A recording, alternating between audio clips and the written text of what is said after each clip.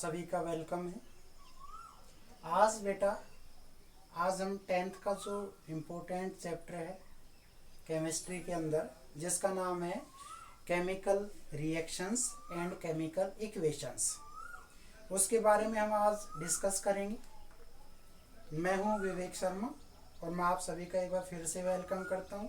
तो बेटा, आज हम अपनी स्टडी को स्टार्ट कर रहे हैं। तो देखिए बेटा, हमारा चैप्टर का नाम है, जिसका नाम है केमिकल रिएक्शंस एंड केमिकल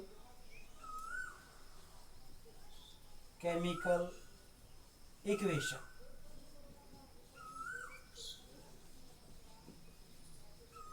देखो बेटा, बहुत ही इम्पोर्टेंट है, समझिएगा। पहले हम डिस्कस कर लेते हैं कि केमिकल रिएक्शंस होती क्या है। तो बेटा, अगर मैं आपसे ये कहूँ कि केमिकल रिएक्शन जो है वो हमेशा चेंज को दिखाती है, ठीक है। चेंज कह सकते हैं हम, कन्वर्जन भी कह सकते हैं। मतलब आपके जो रॉ मटेरियल होंगे, रॉ मटेरियल को हम रिएक्टेंट के नाम से भी जानते हैं। और जब कोई केमिकल रिएक्शन होती है या कोई चेंज होता है तो उन रिएक्टेंट में आपका चेंज होकर वो प्रोडक्ट में कन्वर्ट हो जाता है। और शायद इसी चेंज को हम क्या बोलते हैं, केमिकल रिएक्शंस। इसी चेंज को क्या बोलते हैं हम, केमिकल रिएक्शंस। जब भी एक केमिकल रिएक्शन होगी तो आपके जो रिएक्टेंट है वो प्रोडक्ट में तो बदलेंगे, इसके साथ साथ रिएक्टेंट के अंदर जो बॉन्ड होते हैं वो डिफरेंट होंगे और प्रोडक्ट साइड में जो होंगे वो डिफरेंट होंगे। इसका मतलब ये हुआ कि जब आपके रिएक्टेंट टूटे हैं तो जो आपके ओल्ड बॉन्ड हैं वो ब्रेक हो जाएंगे, टूट जाएंगे, और प्रोडक्ट साइड में जाकर वो बॉन्ड क्या हो जाएंगे, नए बनेंगे, new bond form in product side. दूसरी बात, एक बात और देखेंगे, जब भी आपकी केमिकल रिएक्शंस होती है तो ध्यान रखिएगा, जो बाइंडिंग एनर्जी होती है ना, जो बाइंडिंग एनर्जी होती है रिएक्टेंट की, वो बेटा हमेशा ज़्यादा होगी, मोर होगी, किससे, प्रोडक्ट साइड से। और जब ऐसा होता है तो कोई भी चीज़ बेटा जब ब्रेक होती है तो आपकी जो एनर्जी है वो रिलीज हो जाती है, बाहर निकल जाती है। अगर हम इसका ठीक अपोजिट करते, यानी कि प्रोडक्ट को इधर लिख देते और उसको रिएक्टेंट में तोड़ दें, तो बेटा आप कहेंगे कि आपकी एनर्जी रिलीज होने के बजाय क्या होगी, आप कहेंगे सर एब्जॉर्ब होगी। क्लियर हुई बात। तो केमिकल रिएक्शंस है क्या, तो आप कहेंगे सर केमिकल रिएक्शंस हमेशा चेंज को दिखाएगी, कन्वर्जन को दिखाएगी या ट्रांसफॉर्म को दिखाएगी। किसमें, कि आपके जो रिएक्टेंट हैं वो कन्वर्ट होके किस में बदल गए हैं, प्रोडक्ट में। तो बेटा मैं इसको लिख देता हूँ, क्या, केमिकल रिएक्शंस जो है आप कहेंगे सर इट इज चेंज, या आप कहेंगे sir conversion of raw material. और बेटा रॉ मटेरियल किसको बोलते हैं आप, तो आप कहेंगे सर रॉ मटेरियल्स का मतलब होता है रिएक्टेंट, इनटू किस में बदल जाएगा बेटा, आप कहेंगे सर प्रोडक्ट में। तो इसका मतलब ये हुआ कि अगर मैं ऐसे लिखता हूं कि ये आपके रिएक्टेंट हैं और रिएक्टेंट चेंज होने के बाद किस में बदल गया, प्रोडक्ट में, तो इसके बीच जो हुआ उसको हम बोलेंगे कि सर यहाँ पर क्या हुई है, केमिकल रिएक्शन हुई है बेटा। और जब आपकी केमिकल रिएक्शन हो जाएगी तो इस साइड के जो रिएक्टेंट हैं वो आपके प्रोडक्ट में कन्वर्ट हो जाएंगे। दूसरा मैं कह सकता हूँ कि रिएक्टेंट में जो आपके बॉन्ड होते हैं, ठीक है बेटा, रिएक्टेंट साइड में जो बॉन्ड हैं, है ना, वो आपके ब्रेक हो जाएंगे। और जैसे ही बेटा ये ब्रेक्स होंगे, टूट जाएंगे, तो प्रोडक्ट साइड में जाकर क्या होगा, आप कहेंगे सर प्रोडक्ट साइड में जाकर आपके न्यू बॉन्ड जो है वो बेटा फॉर्म हो जाएंगे, फॉर्म, या आप कह सकते हैं प्रोड्यूस्ड। क्लियर हुई बेटा। तो केमिकल रिएक्शन क्या है, एक कन्वर्जन है किसका, रिएक्टेंट का या रॉ मटेरियल का, किस साइड में, प्रोडक्ट साइड में। और जब ये प्रोडक्ट में होगा तो रिएक्टेंट के अंदर जो बॉन्ड होते हैं वो ब्रेक्स हो जाते हैं और प्रोडक्ट साइड में आपके न्यू बॉन्ड क्या होंगे, फॉर्म हो जाएंगे। ऐसे ही बेटा अगर एक चीज और देखी जाए, क्या, कि जब आपकी केमिकल रिएक्शंस हुई है तो आप कहेंगे the binding energy, the binding energy of reactants are more than products। ये आप ध्यान रखेंगे। तो बेटा आपकी क्या हुई, प्रोडक्ट साइड में एनर्जी क्या है, कम है, रिएक्टेंट साइड में क्या है बेटा, ज्यादा है। तो आप कहेंगे energy is released, energy is released but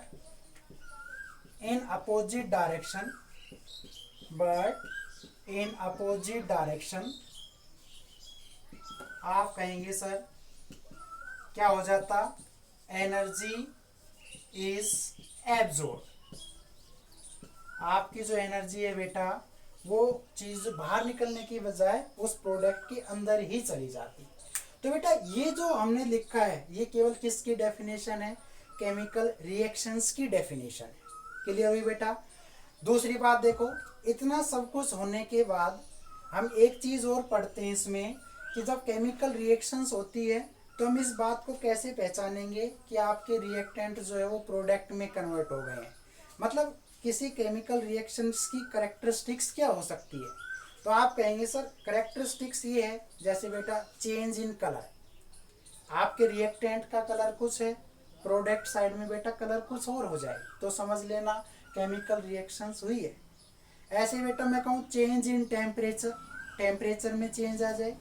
ऐसे बेटा हम कहें चेंज इन स्टेट्स, हो सकता है रिएक्टेंट आपका सॉलिड हो तो प्रोडक्ट बेटा हो सकता है लिक्विड या गैस बन जाए।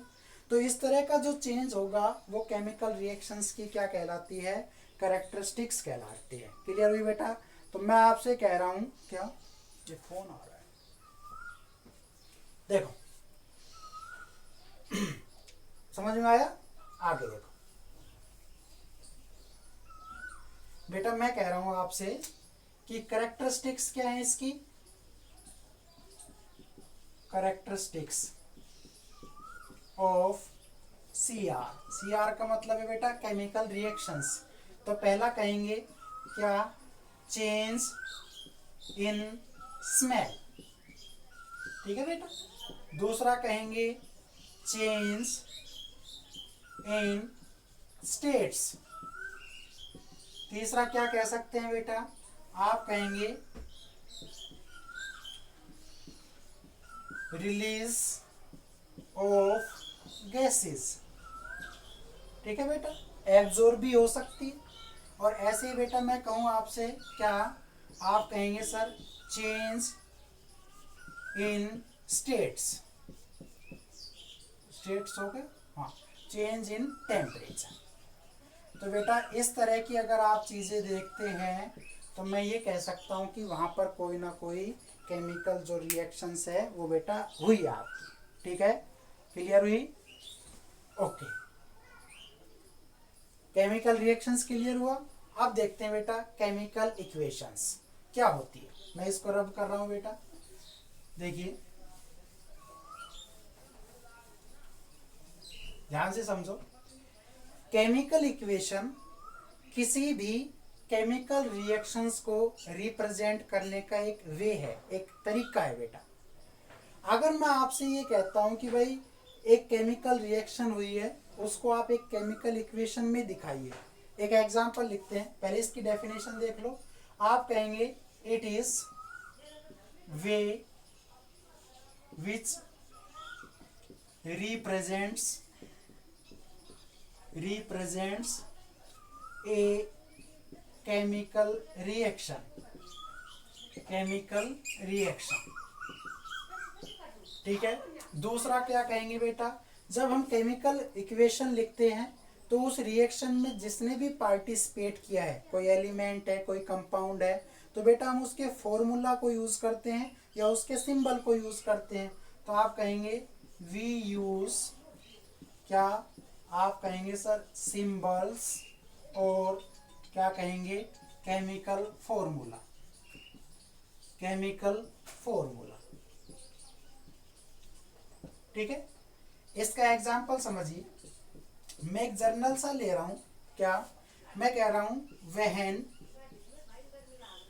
एन एसिड, ध्यान से समझिएगा, रिएक्ट्स विद बेस, जब आपका एसिड किससे रिएक्शन करता है, बेस से, then salt and water is formed. Clear हुई बेटा? अब इसके अंदर देखो, ये रिएक्शन हो गई है, क्या कि भाई रिएक्शन में पार्ट लिया है एक तो एसिड ने और एक पार्ट लिया है बेटा बेस ने। और जब एसिड और बेस आपका रिएक्ट हो रहा है तो वो प्रोडक्ट साइड में एक तो साल्ट बना रहा है और दूसरा बेटा क्या बना रहा है, वाटर। तो अब मैं इसको लिख रहा हूं, क्या ऐसे लिख सकते हैं कि सर एसिड जो है वो बेस से रिएक्ट हो रहा है और ऐसा होने पर एक तो बेटा साल्ट बन रहा है और दूसरा आपका क्या बन रहा है बेटा, वाटर। तो बेटा इस चीज को हमने एक इक्वेशन से रिप्रेजेंट किया है और इस इक्वेशन को ही क्या बोलते हैं, केमिकल इक्वेशन। तो बेटा एसिड कोई भी ले लो, जैसे मैंने ले लिया बेटा HCl, हाइड्रोक्लोरिक एसिड। बेस बेटा कोई भी ले लो, जैसे मैंने ले लिया NaOH, इसको हम कास्टिक सोडा या सोडियम हाइड्रोक्साइड बोलते हैं, इसको हम हाइड्रोक्लोरिक एसिड बोलते हैं, हाइड्रोक्लोरिक एसिड, सोडियम हाइड्रोक्साइड या इसको कास्टिक सोडा। और बेटा ये क्या बनाएगा, साल्ट। तो साल्ट में बेटा क्या बन गया, NaCl, और बेटा वाटर का फॉर्मूला क्या होता है, H2O। तो बेटा ये जो है आपका, ये जो आया है, इसी को हम क्या बोलते हैं, आप कहेंगे सर इसी को हम केमिकल इक्वेशंस बोलते हैं। और बेटा ये यहाँ से लेकर यहाँ तक क्या लिखा हुआ है, आप कहेंगे सर ये हमारा केमिकल रिएक्शन है।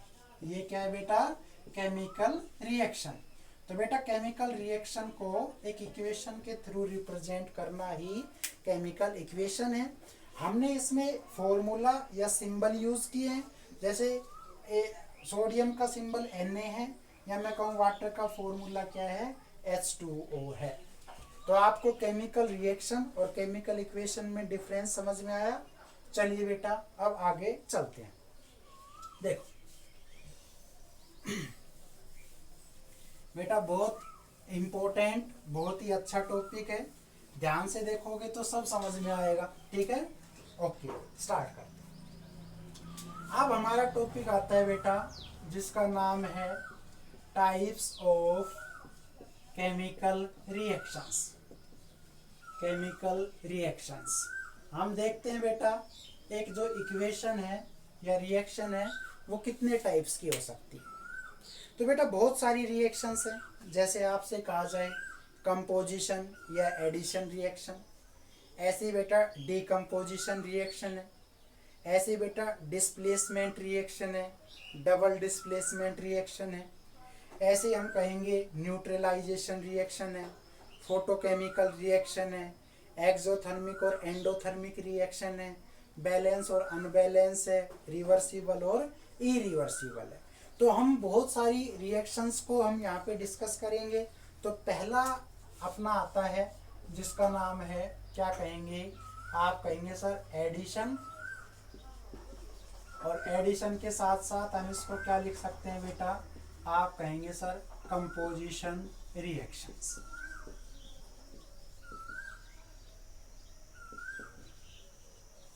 एडिशंस, एडिशन का मतलब होता है ऐड, जुड़ना। अब एक बात देखो बेटा, कम से कम जब भी कोई केमिकल रिएक्शन होगी तो बेटा हमेशा 2 रिएक्टेंट तो आपको चाहिए, हर हाल में चाहिए। रिएक्टेंट मिनिमम 2 हो सकते हैं, मैक्सिमम आप कितने भी ले सकते हैं। तो जब आपके 2 रिएक्टेंट ऐड हो जाएं और एक सिंगल क्या बनाए, प्रोडक्ट बनाए। तो इस तरह की जो रिएक्शन होगी उसको हम क्या कहेंगे, एडिशन और कंपोजिशन। तो यहाँ पे हम लिख रहे हैं व्हेन टू और मोर reactants are combined, then product is formed, product is formed। ठीक है बेटा, हमने लिख दिया। अब एक काम करो, इसको हम ये कह रहे हैं कि बेटा एक तो ये रिएक्टेंट हो गया और बेटा दूसरा रिएक्टेंट ये हो गया। और जब दो रिएक्टेंट ऐड हो जाएं तो बेटा एक क्या बनाएगा, प्रोडक्ट। यहाँ पर ध्यान देने वाली बात ये है कि बेटा यहाँ पे सिंगल प्रोडक्ट बनेगा। यहाँ पे क्या बनेगा, सिंगल प्रोडक्ट। आप प्रोडक्ट के साइड में प्लस करके और कुछ नहीं लिख सकते। अगर आप ऐसे लिखोगे तो यही साइड आपकी रिएक्टेंट जैसी हो जाएगी और यही साइड ये हो जाएगी। तो हम पहचान नहीं पाएंगे कि बेटा कि वो एडिशन है कि या नहीं। तो ध्यान रखिएगा, रिएक्टेंट तो कितने भी हो सकते हैं, लेकिन यहाँ पे जो प्रोडक्ट होगा वो ओनली सिंगल होगा। एग्जाम्पल देखिए बेटा, यहाँ पे मैंने ले लिया कार्बन। क्या ले लिया बेटा, कार्बन। और बेटा उसको हमने रिएक्ट करवा दिया किससे, ऑक्सीजन गैस से। क्लियर हुई बेटा। तो यहाँ पर आपकी कौन सी गैस बन गई, आप कहेंगे sir CO2, carbon dioxide. Carbon dioxide, oxygen है ये कार्बन है। तो हमने लिखा when carbon reacts with oxygen it form CO2। तो बेटा CO2 यहाँ पे सिंगल प्रोडक्ट है और यहाँ पे रिएक्टेंट कितने हैं, 2। ऐसे ही बेटा अगर आपसे कहा जाए क्या, N2 प्लस में 3H2, N2 प्लस में 3H2, तो बेटा आप क्या कहेंगे, आप कहेंगे सर 2NH3। और इसको हम बोलते हैं बेटा अमोनिया। क्या कहेंगे बेटा, अमोनिया। तो आप कहेंगे formation of ammonia is a type of addition, या उसको क्या कह सकते हैं, कंपोजिशन। क्लियर हुई बेटा। ऐसे मैं कहूँ कि आपके पास क्या है, CaO, कैल्शियम ऑक्साइड। और कैल्शियम ऑक्साइड का एक दूसरा नाम भी है बेटा, इसको हम बोलते हैं क्विकलाइन। क्या बोलेंगे, क्विकलाइन। और इसको हमने रिएक्ट करा दिया किसके साथ, कार्बन डाइऑक्साइड के साथ, CO2 के साथ। तो बेटा ये क्या बना, आप कहेंगे सर CaCO3। और इसको हम बोलते हैं कैल्शियम कार्बोनेट। क्या कहेंगे बेटा, कैल्शियम कार्बोनेट। ठीक है। तो एक बात देखो, ये जितनी भी रिएक्शंस हैं सारी की सारी किसको डिनोट कर रही है कि आपके रिएक्टेंट ऐड हो रहे हैं सर, प्रोडक्ट में कन्वर्ट हो रहे हैं। तो यहाँ पे आपका क्या है, एडिशन या कंपोजिशन रिएक्शन हो जाएगा। ठीक है, ओके। रब कर दे इसको। देख, एक लास्ट बात और सुन लीजिए आप कि बेटा कोई भी इक्वेशन होती है उसे हमें बैलेंस करना बहुत ज़रूरी है।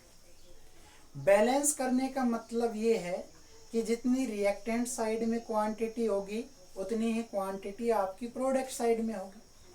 या मैं ये कहूँ कि जितने number of atom molecule reactant side में होते हैं उतने ही आपके किधर होने चाहिए बेटा, प्रोडक्ट साइड में।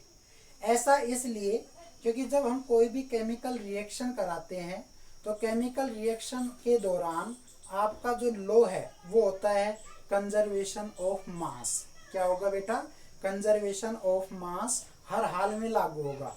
कंजर्वेशन ऑफ मास का मतलब है कि हम केवल मास को ना तो क्रिएट कर सकते हैं ना ही आप उसको डिस्ट्रॉय कर सकते हैं, लेकिन हम उसको रिएक्टेंट से प्रोडक्ट में, मतलब एक फॉर्म से दूसरी फॉर्म में चेंज कर रहे हैं। ऐसा ही है वो लॉ ऑफ कंजर्वेशन। और बेटा आपकी जो क्वांटिटी होगी वो जितनी रिएक्टेंट साइड में होगी उतनी ही क्या हो जाएगी, प्रोडक्ट साइड में। तो अगर आपने यहाँ पर गौर से देखा होगा तो बेटा यहाँ पे नाइट्रोजन कितने हैं, 2। तो बेटा ये जब हम इस तरफ आपके कोफिशिएंट लिखते हैं तो बेटा ये पूरे इस कंपाउंड को क्या करता है, मल्टीप्लाई करता है। तो बेटा नाइट्रोजन कितने हो गए, 2।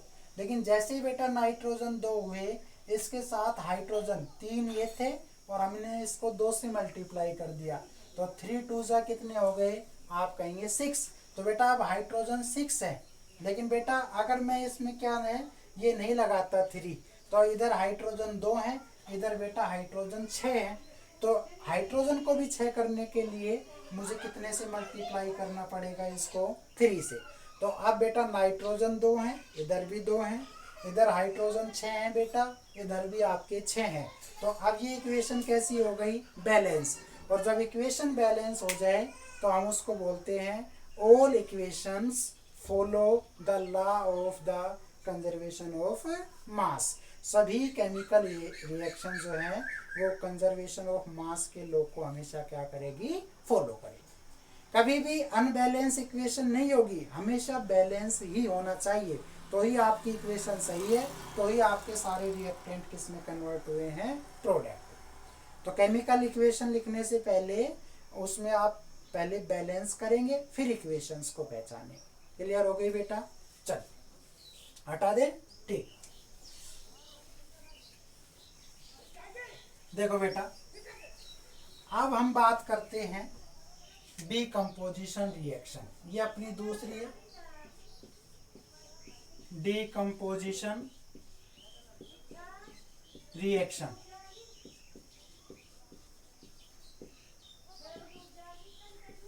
डीकम्पोजिशन रिएक्शन, 1 मिनट बेटा आवाज आ रही, वाह आवाज मत कर।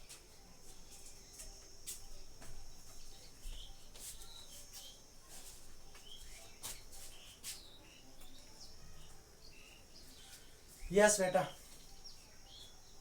Decomposition reaction. यहां पर डीकम्पोजिशन का जो मीनिंग है वो बेटा ब्रेक है, टूट जाना, डिवाइडेशन है ना, 2 भागों में बट जाना। बेटा जब भी कोई चीज आपकी टूटती है तो उसके मिनिमम 2 पीस तो होते ही, 2 पार्ट तो होते ही, ज्यादा हो जाए तो भी कोई दिक्कत नहीं है, लेकिन मिनिमम कितने होंगे, 2।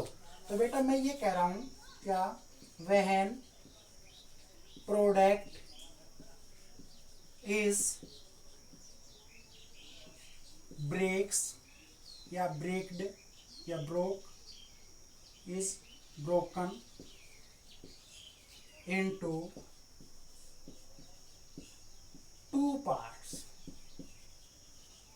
जब आपका प्रोडक्ट कम से कम 2 पार्ट में, और ये जो 2 पार्ट होंगे ना बेटा, ये आपके पार्ट क्या कहलाएंगे, रिएक्टेंट कहलाएंगे।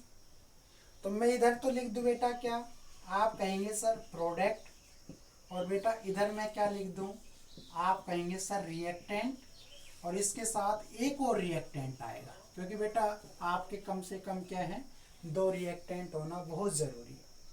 तो बेटा अभी हमने जो एडिशन लिखा था, तो आप उसके साइड चेंज कर दो, जो पहले रिएक्टेंट इधर था तो प्रोडक्ट इधर था, अब इसमें उल्टा हो गया कि प्रोडक्ट पहले आ गया और रिएक्टेंट। तो प्रोडक्ट में जैसे फॉर एग्जांपल आप देखें तो क्या है, कार्बन डाइऑक्साइड, और कार्बन डाइऑक्साइड जब टूटेगा तो बेटा किस में टूटेगा, कार्बन प्लस में ऑक्सीजन। ऐसे बेटा मैंने लिखा था CaCO3 कैल्शियम कार्बोनेट, तो बेटा ये क्या बनाएगा, आप कहेंगे सर CaO, और साथ में क्या हो जाए बेटा, आप कहेंगे सर कार्बन डाइऑक्साइड। ऐसा ही तो लिखा था। तो इस तरह का जो एग्जाम्पल है डीकम्पोजिशन, क्या है बेटा, डीकम्पोजिशन। अब एक बात देखो बेटा, मैंने आपको हमेशा ये बताया है, नहीं बताया तो फिर से सुन लो, कि जब आपकी कंपोजिशन रिएक्शन होती है तो केमिकल रिएक्शंस की जब हमने प्रॉपर्टी देखी थी तो उसमें मैंने लिखा था या तो आपकी एनर्जी रिलीज हो सकती है या आपकी एनर्जी एब्जॉर्ब हो सकती है, यही तो लिखा था। लेकिन कहाँ पर रिलीज होगी, कहाँ पर आपकी एब्जॉर्ब होगी।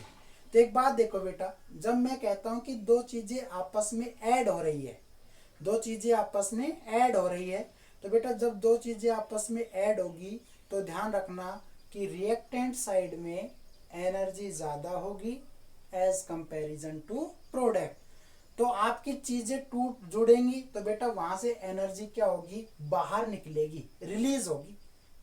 तो जितनी भी कंपोजिशन रिएक्शन या एडिशन रिएक्शन है उन सभी में जनरली एनर्जी क्या होगी, रिलीज होगी। ऐसे ही बेटा ये क्या है, डिकम्पोजिशन। और बेटा डिकम्पोजिशन में आपका जो प्रोडक्ट है वो आपका ब्रेक हो रहा है टू रिएक्टेंट्स में। तो ये बात मैंने अभी बताई कि हमेशा प्रोडक्ट साइड में एनर्जी कम होती है, रिएक्टेंट साइड में ज़्यादा। तो बेटा जब कोई चीज़ कम है और उसको उस लेवल तक तोड़ने के लिए हमें उस सब्सटेंस को या उस मैटर को या उस कंपाउंड को, एलिमेंट को, किसी को भी एनर्जी देनी पड़ेगी। तो डिकम्पोजिशन में हमेशा एनर्जी एब्जॉर्ब होती है, जबकि कंपोजिशन में एनर्जी रिलीज होती है। रिलीज वाली कंपोजिशन होगी और बेटा एब्जॉर्ब वाली डिकम्पोजिशन होगी। Is that clear? फिर से सुन लो, जब भी आप रिएक्टेंट को इधर लिखते हैं और प्रोडक्ट को इधर लिखते हैं तो आपका जो एरो का निशान होगा किस तरफ, गैस की तरफ, जो गैस या एनर्जी निकलेगी वो ऊपर की तरफ, मतलब बाहर निकल रही है। और अगर वह अदरवाइज क्या हो जाएगा, इसका ठीक अपोजिट हो जाएगा। तो बेटा मैं ये कह सकता हूँ ना कि जितनी भी कंपोजिशन रिएक्शंस होती हैं वो जर्नली एक्सोथर्मिक, एक्सो का मतलब बाहर निकलना, और बेटा जितनी भी डिकम्पोजिशन है वो क्या होंगी बेटा, आप कहेंगे सर क्या होंगी, एंडोथर्मिक। एंडो का मतलब एब्जॉर्ब करना, एक्सो का मतलब बेटा क्या करना, आप कहेंगे सर रिलीज कर देना। अगर यहाँ पे पॉइंट क्लियर हो गया है तो मैं ये कह सकता हूँ क्या, अब इसके एग्जांपल देखो समझ में आ जाए।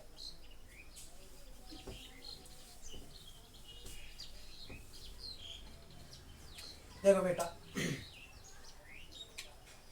एग्जांपल देखना, कल को अगर आपसे आ जाए कि बेटा बताइए डाइजेशन, है ना, फूड डाइजेस्ट होता है, digestion is a type of which reaction. एक मिनट बेटा, आवाज बुआ,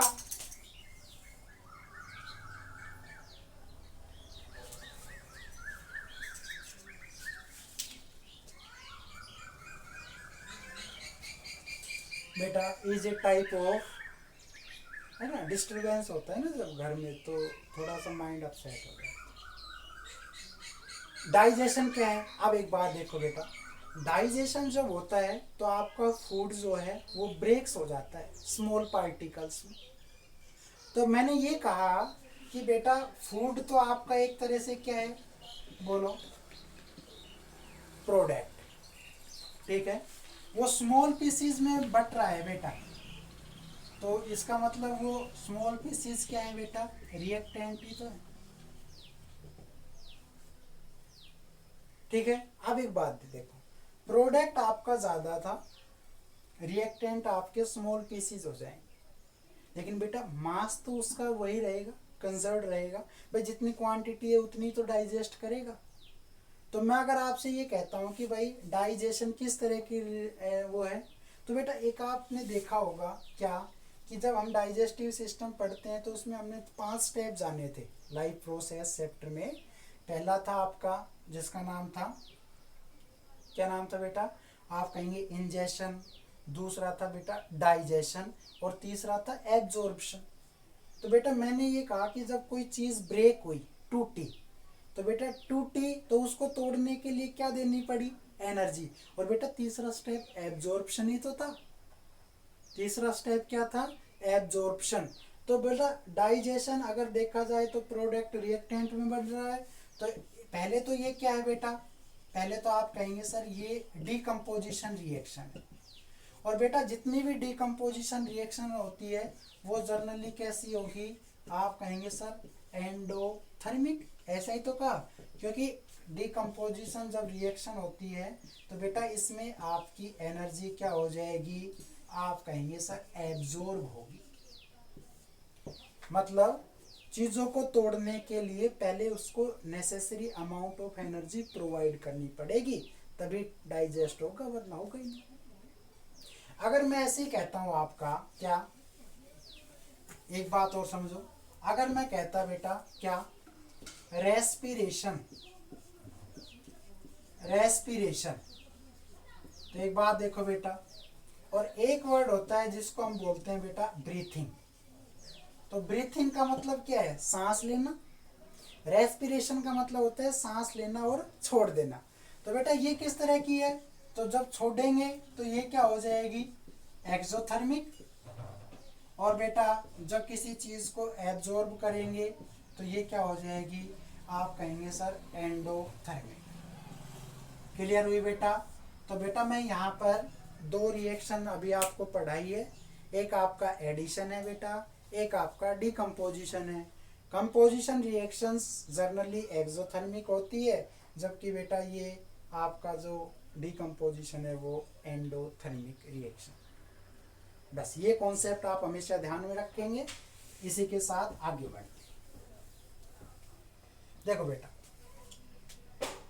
तीसरी रिएक्शन आती है आपकी, ध्यान से देखिएगा, जिसको हम बोल रहे हैं बेटा रिवर्सिबल एंड इरिवर्सिबल।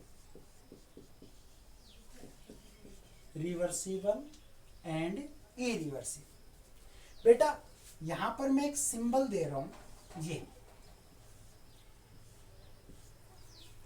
बेटा ये जो सिंबल है इसका मतलब है कि आपका जो रिएक्टेंट है बेटा वो प्रोडक्ट में बदल सकता है और वापस से प्रोडक्ट किस में बदल सकता है? रिएक्टेंट में। तो दोनों डायरेक्शन है, अपोजिट भी है और फॉरवर्ड भी। इसको हम बोलते हैं रिवर्सिबल। और बेटा इरिवर्सिबल की अगर हम बात करें तो केवल रिएक्टेंट किस में है? आप कहेंगे सर प्रोडक्ट में। रिएक्टेंट किस में है? प्रोडक्ट में। तो बेटा ये क्या है?